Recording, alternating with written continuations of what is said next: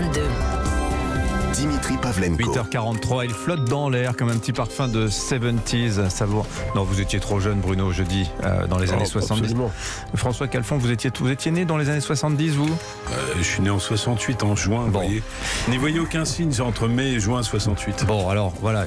Qu'est-ce qui me fait dire ça? Le retour de la guerre froide pour le sommet de l'OTAN qui commence aujourd'hui à Madrid. Alors, le Figaro parle de conseil de guerre. Il ne s'agit plus seulement d'aider l'Ukraine, mais de se préparer à se défendre avec une multiplication par 7 des effectifs de la force de réaction de l'OTAN, de 40 000 à 300 000 soldats. Nous avons l'inflation qui ouvre des portes partout, des débats sur des hausses substantielles et immédiates de salaire. C'est le grand retour aussi de la chasse au gaspillage. Le gouvernement souhaiterait que nous réduisions notre consommation d'énergie de 10% en 2 ans. C'est beaucoup, 10% en 2 ans. L'objectif, c'est 40% quand même d'ici 2050. Ça vous situe à peu près l'objectif. Et tout ça surgit à un moment de faiblesse politique pour les gouvernements, avec un petit problème de dette également. Bruno Le Maire disait hier que la cote d'alerte est atteinte pour les finances publiques. Autant de sujets qu'on va aborder ce matin avec donc Bruno Jeudi de Paris Match. Bonjour Bruno. Bonjour Dimitri. François Calfon, membre du bureau national du Parti Socialiste. Bonjour François. Bonjour, et surtout n'en jetez plus, parce que... Pour quelle raison? Avec de telles perspectives grises, en plein été... Oui, c'est désespérant.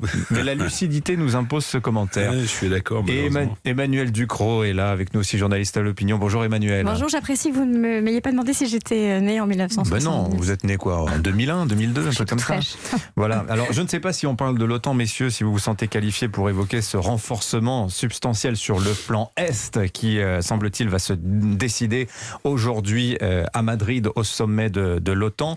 Il est en tout cas très clair que je ne suis pas sûr qu'on puisse parler de rumeurs de guerre. Ça n'est peut-être pas encore, on n'en est peut-être pas à ce stade-là, mais tout de même, est-ce qu'on assiste à une sorte de bascule géopolitique au niveau européen, François Calfon? J'allais dire européen et mondial, c'est-à-dire que il y a eu, d'ailleurs, ça peut s'incarner par des personnages, y compris en France.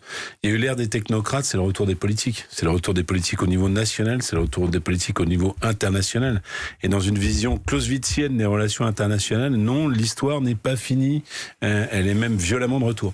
Pour autant, sommes-nous dans une logique de guerre inéluctable? Je pense certainement non. Et j'ai même envie de dire que pour que nous n'y soyons pas, faisons un peu de politique en Europe centrale. Ça évitera de dépenser beaucoup d'argent, d'avoir de plus en plus de morts. Qu'est-ce que vous voulez dire par faire de la politique en Europe centrale, François Calfon? Je pense que c'est pas la guerre qui est la solution en Ukraine. Et je pense qu'il va falloir qu'à l'automne, alors on a vu qu'il y avait un processus d'adhésion à l'Union européenne de l'Ukraine qui satisfaisait, même s'il va être très très long, Monsieur Zelensky. Voilà, il va falloir à un moment donné que le temps de la négociation revienne. Et on en parlait un peu avec Bruno jeudi, mais peut-être qu'à l'automne, ce serait quelque chose de raisonnable. Mais tout de même, on sait qu'Emmanuel Macron, Bruno Jeudi, va porter le message aujourd'hui. Mais quelle est la place de l'Union européenne au sein de l'OTAN? Il souhaite réaffirmer la place de l'UE au sein de l'OTAN. Mais on se demande, c'est sans faire injure au président de la République, mais si, quelque part, il n'est pas complètement dépassé par les événements. On voit le centre de gravité de l'Europe se déplacer vers l'Europe de l'Est, avec tous ces pays qui nous disent, les Polonais, les États baltes, on vous l'avait bien dit qu'il y avait un danger, Vladimir Poutine. Est-ce qu'Emmanuel Macron, il est démonétisé sur la scène internationale selon vous? Je ne sais pas s'il est aussi dépassé que sur la scène intérieure, puisqu'on l'a souvent dit pour la scène intérieure, mais pour la scène internationale, il joue sa partition là même depuis le début. Il fait un pari sur, hélas, la durée. C'est-à-dire qu'au fond, aujourd'hui, ce sont les armes qui parlent. Ça ne pourra pas durer éternellement. Même les Américains, à un moment, vont sans doute aussi avoir un problème d'argent parce qu'ils payent beaucoup et jusqu'à quand. Ce qui est certain, c'est qu'on a basculé, pour reprendre votre mot, puisque, souvenons-nous, avant la guerre, Vladimir Poutine s'élevait contre une tentative d'élargissement de l'OTAN. C'est fait. Oui, il avait noué un partenariat stratégique avec l'OTAN à la fin des années 90. Rappelons-le, au début des années 2000. Bien sûr, il s'élevait également contre toute velléité de l'Ukraine de vouloir intégrer l'Union européenne. Ça en prend le chemin. Et puis on voit bien que il y a une pression absolument folle sur les pays baltes, sur tous ces pays qui sont aux portes de la Russie de Vladimir Poutine et qui eux défendent un processus de militarisation à marche forcée sur le front est européen. Donc il y a que des mauvaises nouvelles en ce moment et on voit bien qu'on n'arrive pas à inverser que les diplomates reprennent le pas sur les militaires, pour reprendre une célèbre phrase. La seule lueur d'espoir, c'est hier lorsque Zelensky a fixé l'idée de il faut gagner la guerre avant l'hiver. Donc on commence à mettre des bornes un peu. Alors évidemment, tout ça paraît un peu très très lointain, mais quand même, je trouve qu'il y a un petit frémissement. Emmanuel Ducrot. Il y a quelques sujets diplomatiques cruciaux qui pourraient permettre en tout cas de faire retomber peut-être un peu la pression et d'obtenir, disons, des victoires politiques. Plutôt que des victoires militaires. Je pense par exemple au front du blocus de la mer Noire des céréales. On sait que c'est un sujet qui est en train de préoccuper la planète entière puisque les céréales ne sortent plus d'Ukraine, que c'est devenu un sujet vraiment, vraiment crucial et qu'il y a cette idée d'un corridor des céréales qu'il faudrait mettre en place, que l'OTAN essaierait de négocier.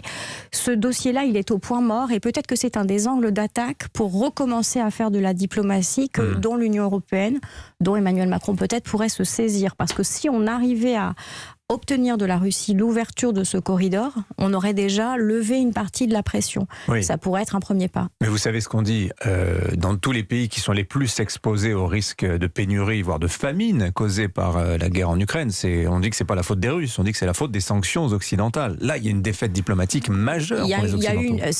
Les éléments de langage ont perdu, en quelque sorte. Oui, alors, les Chinois et les Russes sont bien travaillés. Quand même. Exactement. Ouais. Et puis le temps, Zelensky parle finalement d'une borne calendaire en hiver, mais en réalité, sur le plan militaire, on ne le dit pas assez, mais le temps joue contre les Ukrainiens en réalité. Parce que depuis le début de la guerre, où ils ont exposé leurs chars aux drones turcs, avoir une aviation qui était exposée à ces missiles air-sol intelligents, ils ont totalement changé de stratégie. Ce sont les bombardements avec une artillerie un peu rustique, mais petit à petit, ils reprennent l'ensemble du Donbass.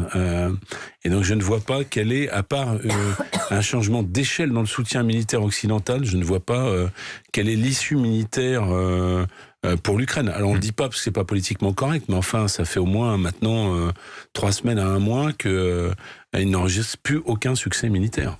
Oui, on résiste, on se retire en bon ordre, comme à Sévérodonetsk. En se retirant. Et au fond, finalement, depuis le départ, cette histoire, c'est des éléments de souveraineté russe sur les zones russophones, même si les russophones ukrainiens auraient basculé du côté ukrainien, mais ils vont bientôt avoir reconquis l'ensemble de leur zone d'influence linguistique et donc culturelle par les armes. Donc c'est là qu'il faut que la diplomatie intervienne, parce qu'autrement, il y aura une armée d'occupation russe dans des zones ukrainophones en Ukraine, ce qui serait problématique. Alors la guerre plane comme ça, c'est vrai, un petit peu en toile de fond, des inquiétudes vraiment pour le coup francophones. On voit que l'une des conséquences, c'est l'envolée des prix de l'énergie. Il n'y a pas une station en France, vous trouvez du diesel à moins de 2 € le litre aujourd'hui, quand même, malgré un soutien massif des pouvoirs publics, quand même, d'aide aux consommateurs. On en vient à dire qu'il faut faire des économies d'énergie, 10% sur 2 ans, vous disais-je, avec pour le moment un appel au civisme. On peut se demander s'il n'y aura pas un moment des mesures très contraignantes. À un moment, je le disais, François Calfon, Bruno Jeudi, Emmanuel Ducrot, de fragilité politique aussi. Ça complexifie la donne jusqu'à quel point, Bruno Jeudi ? Parce que fragilité, je dirais que c'est le même de 2 côtés. La majorité, les oppositions, aucun des deux n'a la majorité absolue au Parlement. Oui, absolument. La fragilité elle est des 2 côtés, mais elle est d'abord dans le camp de l'exécutif et de la majorité relative. Il n'y a pas de majorité alternative, mais il y a une majorité relative. On voit bien toute la difficulté qu'Emmanuel Macron et Elisabeth Borne vont avoir pour conclure une majorité plus stable. Et pour l'instant, ils vont sans doute être contraints de gouverner de gré à gré, texte par texte, essayer de faire, non pas obtenir une majorité absolue, mais fabriquer de l'abstention pour pouvoir faire passer leur texte. Ça va être un mandat épuisant pour les exécutifs successifs, en tous les cas celui qui est en place. Déjà, il va falloir former un gouvernement, il va falloir trouver aussi les bons ministres aux bons postes, les postes... Vous avez des infos d'ailleurs sur le casting de ce remaniement qui ne vient pas a priori, on voit déjà se dessiner le fait qu'il va falloir d'abord renforcer les alliés. C'est-à-dire qu'à mon avis, il va sans doute y avoir des amis de François Bayrou et d'Édouard Philippe qui vont rentrer massivement dans cette équipe. Mais pas au-delà. Vous ne voyez pas d'ouverture vers LR, par exemple? Pour l'instant, on ne le voit pas. Il n'y a aucun... Fabien Roussel, le communiste... Non, ça j'ai pas cru une seconde. Au fond, aujourd'hui... Je pose des questions, même si elles sont bien candides. Sûr, au fond, aujourd'hui, c'est soit quelques LR sont prêts à franchir le Rubicon. Parmi les députés, je vois pas lesquels. Et les personnalités extérieures, elles sont très décriées, y compris à l'intérieur des Républicains. Et parmi les socialistes ou les socialistes en rupture de banc, peut-être, mais ça restera des débauchages individuels. Alors, je vous lis rapidement le verbatim d'une interview de Jean-Jacques Urvoas, ancien garde des Sceaux, ce matin dans les colonnes de l'Opinion, Emmanuel Ducrot, je pense que vous l'avez lu. Alors, il fait un petit calcul, Jean-Jacques Urvoas, il dit, regardez, gouverner par le 49.3, si on n'a pas de majorité, pourquoi pas? Il dit, en fait, on peut utiliser 5 fois par an le 49.3 pour le projet de loi de finances, pour le projet de loi de finances de la Sécu, sur un autre texte. Et puis, vous avez 2 sessions parlementaires extraordinaires, en juillet et en septembre. Ça fait donc 5 usages possibles du 49.3. Alors, juste pour l'anecdote, j'aime bien les chiffres, l'an dernier, l'Assemblée nationale a voté 69 textes, dont 45 en procédure accélérée. Là, on a priori 5 textes sécurisés par la majorité. Ça fait pas beaucoup quand même, 5 par rapport à 70, Emmanuel Ducrot. Non, ça fait pas beaucoup. Ça ressemble à une lutte de cette espèce de majorité d'antimatière, en fait. Vous avez une mini... un bloc macroniste, et puis autour c'est l'antimatière, donc il va falloir les chercher atome par atome. C'est épuisant, c'est compliqué, puis on sait bien que l'usage du 49.3, à chaque fois c'est des débats sans fin, c'est des procès en illégitimité. Enfin, on peut pas gouverner comme ça avec le 49.3. Politiquement c'est délétère, ça crée une ambiance absolument délétère. L'avait utilisé 28 fois. Ouais. François Calfon. Moi, finalement, je vais prendre un petit peu un point de vue inverse au-delà de la technique parlementaire. On le voit sur la question du Covid actuellement qui en vient. Un gouvernement extrêmement affaibli et incapable de prendre des décisions franches. C'est ça la réalité. Vous faites allusion au fait que Brigitte Bourguignon invite les Français. Mais vous savez, vous avez évoqué le débat énergétique. Oui. Quand on va avoir des éléments de récession beaucoup plus nets à la rentrée et qu'il y aura des décisions lourdes à prendre, je ne sais pas avec quelle majorité on va prendre ces décisions-là. Et à un moment donné, oui, techniquement, Monsieur Urvoas, qui est un homme talentueux, peut faire le calcul que techniquement, on peut tenir. Mais on a dit que la France n'était pas habituée à la culture parlementaire. J'ai envie de dire, est-ce que la France est prête à l'instabilité politique de l'Italie, qui est un pays profondément instable avec les impacts que nous connaissons. Il y a 2 risques à partir de la rentrée qui sont identifiés très forts. Le risque de récession avec comme toile de fond la question énergétique. Pardon, on n'en a pas parlé ce matin, mais réarmer la filière nucléaire rapidement, ça va remuer parce que tout le monde n'est pas d'accord. Or, c'est indispensable. Je le redis parce que ça me met tellement en colère. Rouvrir Saint-Avold, centrale à charbon, parce qu'on a fermé Fessenheim et parce que les petits compromis, or c'est ça la mécanique d'une Assemblée nationale instable, les petits compromis interdisent des choix clairs.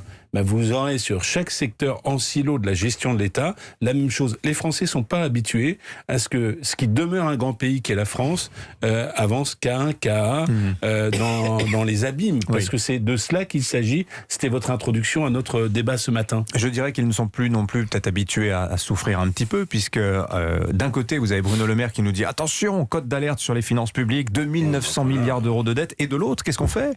On prolonge le bouclier tarifaire sur le gaz et l'électricité. Donc on dit il faut faire 10% d'économie d'énergie, et de l'autre on dit tout va bien Madame la Marquise, votre facture ne va pas augmenter, vous pourrez vous chauffer à 25 degrés cet hiver si vous alors souhaitez. Ça je ne crois pas qu'on pourra se chauffer à 25 degrés cet hiver, on est vraiment dans une tenaille économico-politique sur cette affaire-là. On va manquer de gaz alors ça je ne sais pas, ce que je sais en tout cas c'est que dans le monde des industries électro-intensives, c'est-à-dire par exemple les fabricants d'emballage en aluminium, les verriers, etc., on est très inquiets parce que ce sont des industries qui sont en première ligne s'il y a des restrictions. Et qui ne peuvent pas s'arrêter. Et qui ne peuvent pas s'arrêter. Quand on arrête une verrerie, il faut des semaines ensuite pour la remettre en marche.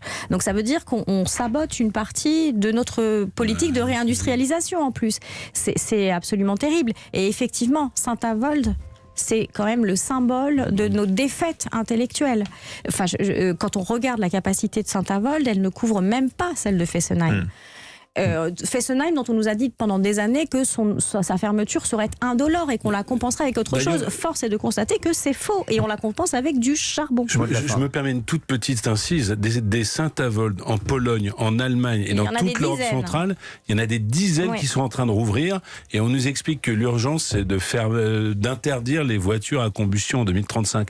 L'urgence c'est d'éviter que des dizaines de Saint-Avold rouvrent maintenant, demain. Pour dire l'urgence, on terminera là-dessus, c'est qu'on note une inflexion morale dans le discours du gouvernement qui demande aujourd'hui au Venezuela et à l'Iran de nous fournir plus de pétrole en perspective des pénuries. Il devrait se servir de M. Mélenchon comme médiateur, peut-être. Oh, il est piquant ce François Calfon. Merci. Merci à vous François, merci Bruno Jeudi, Emmanuel Ducrot, c'était rapide mais c'était sympa. À la semaine prochaine.